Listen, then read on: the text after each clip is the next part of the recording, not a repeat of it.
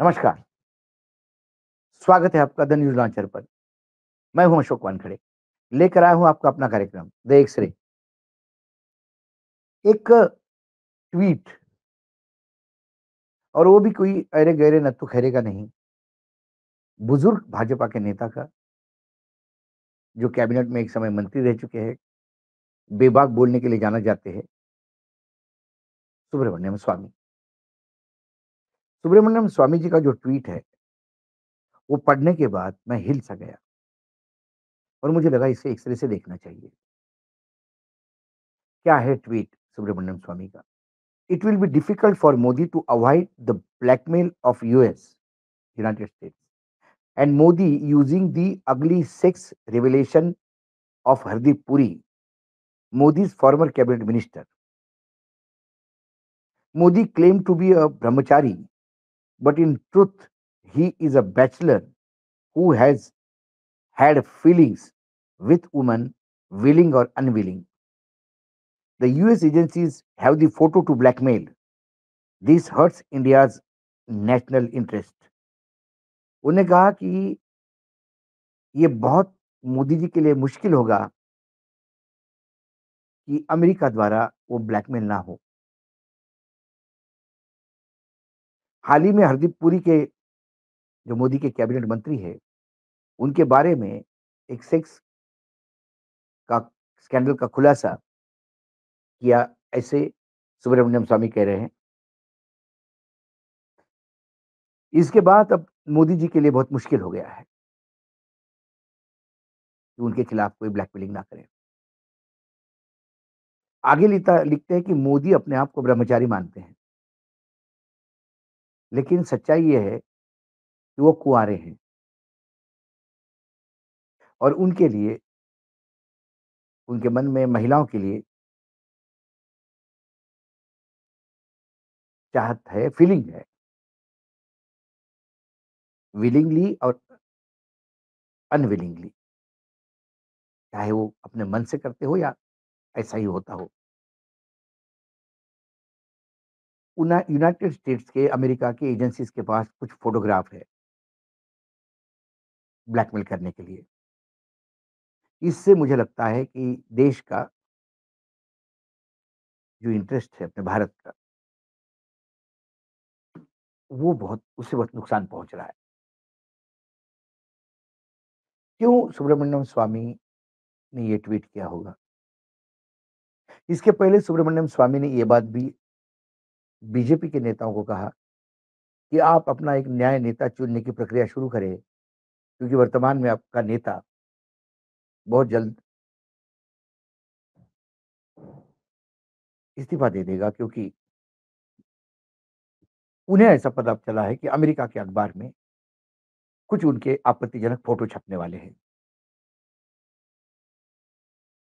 उस ट्वीट ने भी बहुत हंगामा किया, लेकिन भाजपा, अंधभक्त, पीएमओ से लेके तमाम लोग उस ट्वीट पे एक शब्द बोलने को तैयार नहीं। इसके पहले कई बार पॉडकास्ट में, एक नहीं, सैकड़ों पॉडकास्ट में सुब्रमण्यम स्वामी लगातार ये बात करते हैं कि वो चीन के बारे में ज़्यादा बोल नहीं पाएँगे, क्योंकि चीन में उनकी सीढ़ी है और अमेरिका के सामने नतमस्तक होते हैं, क्योंकि अमेरिका के पास उनकी कुछ फाइलें हैं। जब पूछा जाता है तो बोलता है समय पे सबको सब पता पड़ जाएगा।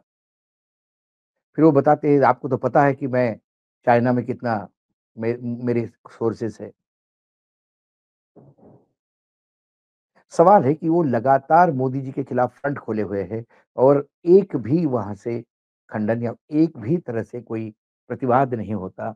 इसके पीछे कारण क्या ये सच्चाई है, या उन्हें लगता है कि सुब्रमण्यम स्वामी के इस वक्तव्य का विरोध करने पे सुब्रमण्यम स्वामी सही में कुछ चीज़ें सामने रखे, जो देश के लिए भी, मतलब उनके लिए व्यक्तिगत तो हानिकारक होगी, इससे देश की प्रतिष्ठा भी धूमिल हो जाएगी।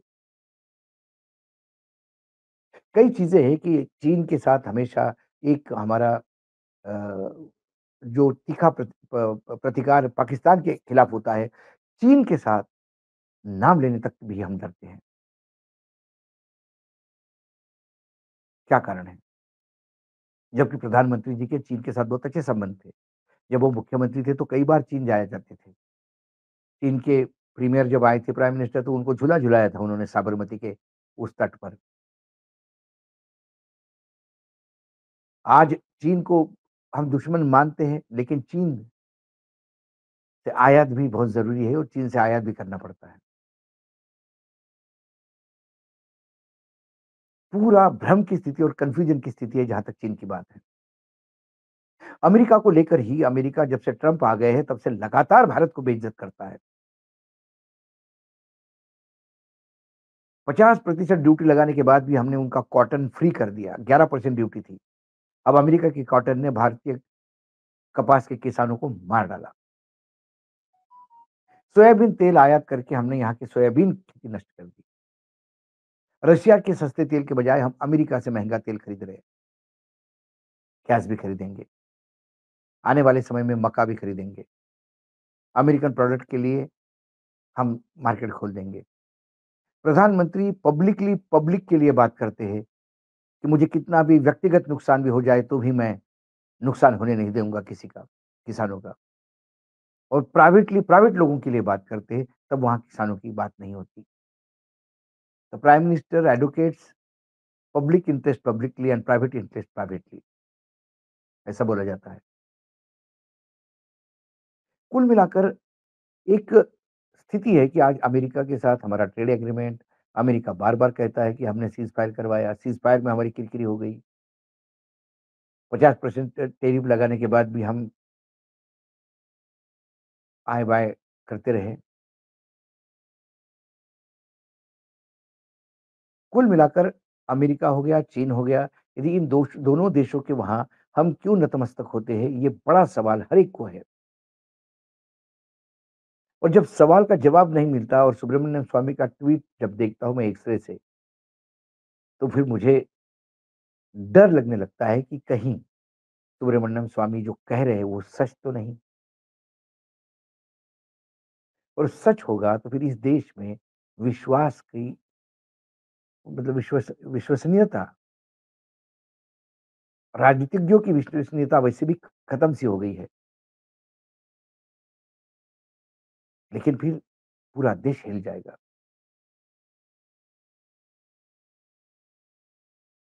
एक क्योंकि सनातन धर्म में ब्रह्मचारी होना एक बहुत बड़ी बात है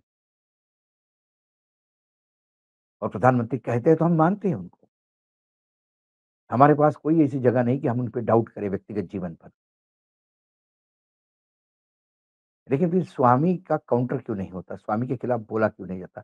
स्वामी को चुप क्यों नहीं कराया जाता? स्वामी जब बोलता है, तो बाकियों के तो घर पुलिस पहुँच जाती है, स्वामी के घर क्यों नहीं पहुँचती? स्वामी के पास ऐसा क्या है जिससे पूरी सरकार, पूरी भाजपा, खास नरेंद्र मोदी जी भी स्वामी से डरते हैं? एक से देखता हूँ तो मुझे दिखा बहुत कुछ, लेकिन मैं उसको अभी भी एक्सेप्ट करने को तैयार नहीं हूँ। मेरा मन नहीं मानता कि जो मुझे दिख रहा है वो सही है। लेकिन फिर सवाल ये भी है कि उसको मैं गलत भी कैसा मानूँ, जब जिसके बारे में कहा है वही चुप है। कुल मिला के ये आज मैं आधा-अधूरा रिपोर्ट आपके बीच में छोड़ के जाता हूँ। आप क्या इस पे सोचते हैं? क्योंकि ये किसी के व्यक्तिगत जीवन का मामला है। आज एक्स-रे में इतना ही, कल फिर आता हूँ किसी विषय के साथ। तब तक के लिए नमस्कार। देखते रहिएगा न्यूज़ लॉन्चर।